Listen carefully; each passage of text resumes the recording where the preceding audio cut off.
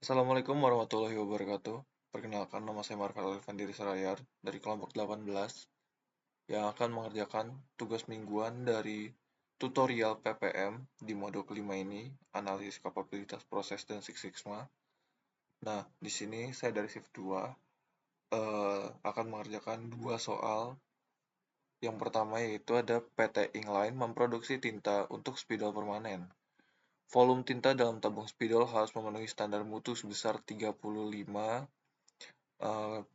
kurang lebih 0,7 mili selama 25 hari berturut-turut. Dilakukan pengambilan sampel sebanyak 5 spidol per hari untuk dianalisis oleh bagian QC. Berikut merupakan data volume dari tinta untuk spidol permanen. Nah, nanti data ini dimasukin dalam Excel.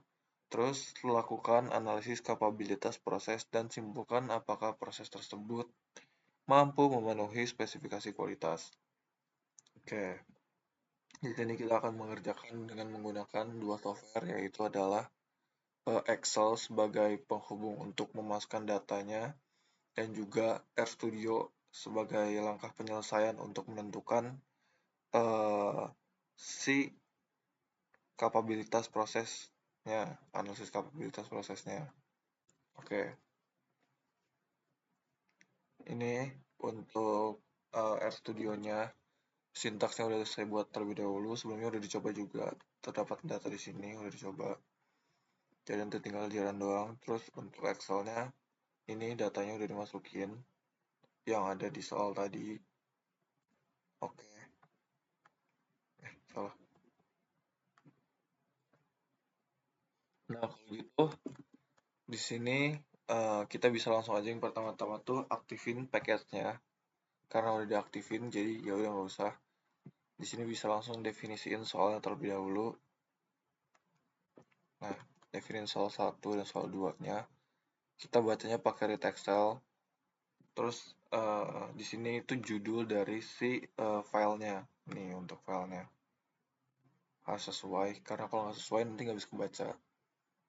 Di sini pakai sheet 1, sheet 2 karena kita punya dua sheet, yaitu soal pertama dan soal kedua. Terus ini untuk soal 1 bisa di-read aja. Terus kita di sini bakal hilangin kolom subgrupnya, dimin-1in di soal 1. Oke, di sini kita running. Nah, udah di running. Terus kita bisa langsung lanjut ke uji normalan dengan cara kita uji normal tuh pakai sintaks rbind. Terus kita masukin data volume produknya dari yang uji 1 sampai uji 5 karena kita di sini kan 5 sampel kan. Situ. Ya udah di sini habis dimasukin sintaks data volume produknya dari uji pertama sampai uji 5, kita pakai Sapiro test buat ngeuji normalnya. Nah, dapetin hasilnya W-nya itu 0,98791 dan P-value-nya itu 0,3384. Terus di sini kita bisa membuat peta kendalinya. Nih dengan cara kita masukin sintak QCC sama data volume produk 107-nya. Tipenya itu kan X-bar, titelnya juga X-bar, cat PT Inline, terus pakai name, terus kita bisa running juga di sini. Nah, kayak gini bentuk chartnya atau diagramnya. Lalu di sini kita bisa menghitung kapabilitas prosesnya.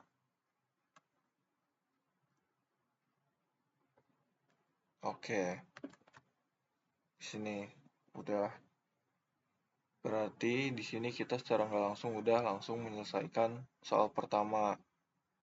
Lalu kita bisa lanjut ke soal yang kedua. Soal kedua itu di sini. Nah, soal kedua itu adalah PT Jack Leather adalah perusahaan yang bergerak di bidang manufaktur jaket kulit. Dalam rangka meningkatkan kualitas produk, perusahaan menerapkan metode Six Sigma dalam proses pengendalian mutu. Selama bulan April 2025, tim quality control melakukan inspeksi terhadap produk jaket kulit selama 30 hari kerja berturut-turut. Pemeriksaan tersebut dilakukan berdasarkan 4 kriteria critical to quality atau CTQ. yaitu resleting rusak, jahitan terbuka, noda pada permukaan, dan ukuran tidak sesuai. Hasil inspeksi terhadap sampel produk harian tercatat pada tabel berikut. Sama ini tabelnya udah ada juga di Excel. Terus berdasarkan data hasil inspeksi tersebut, maka tentukanlah nilai DPU, nilai DPO, nilai DPMO, level sigma dari proses produksi, sama jelasin hasil Six Sigma dan simpulkan apakah proses pengendalian kualitas sudah efektif atau masih memerlukan perbaikan lebih lanjut. Oke, ini datanya untuk yang tadi soal 2. Terus kita bisa lanjut ke RStudio. Kita lanjut ke soal 2 di sini. Kita bisa mengaktifkan package dari library yang statistik. Sebelumnya udah di running sih, bisa nggak ya? Oke, udah bisa, berarti udah kebaca. Terus kita bisa hitung DPU-nya terlebih dahulu, mencari total defect-nya yang pertama-tama. Di sini kita pakai jumlah produk cacat kan pengen nyari defect. Terus ini juga yang kedua tuh total yang inspeksinya. Ini jumlah jaket kulit yang diinspeksi. Oke, terus kita lanjut ke total defektif dibagi sama total inspeksi untuk menghitung DPU-nya. Nah, terus kita bisa menghitung DPO dengan cara tadi CTQ-nya itu 4, terus DPO-nya itu kita pakai DPU per CTQ. Kita running juga. Terus kita bisa ngitung DPMO. Nah, DPMO ini adalah nilai dari DPO dikali sama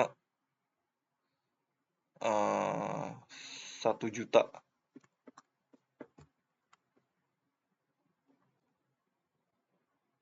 Running juga. Terus kita bisa menghitung level Six Sigma-nya dengan cara P normal terus 1 dikurangin sama DPO-nya ditambah sama nilai 1,5. Oke. Nah, di sini kita baru bisa buat summary-nya untuk melihat hasil dari DPU, DPO, DPMO, dan level sigma.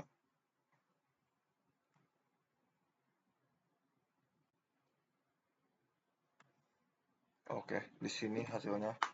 DPU-nya itu adalah sebesar 0,03, terus DPO-nya itu sebesar 0,01, DPMO-nya itu 7.799,03 dan sigmanya itu adalah 0,99. Oke, berarti dari kedua soal tadi sudah berhasil dikerjakan semuanya dan tidak ada kendala.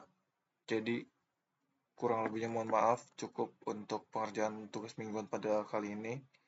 Saya akhiri. Wassalamualaikum warahmatullahi wabarakatuh.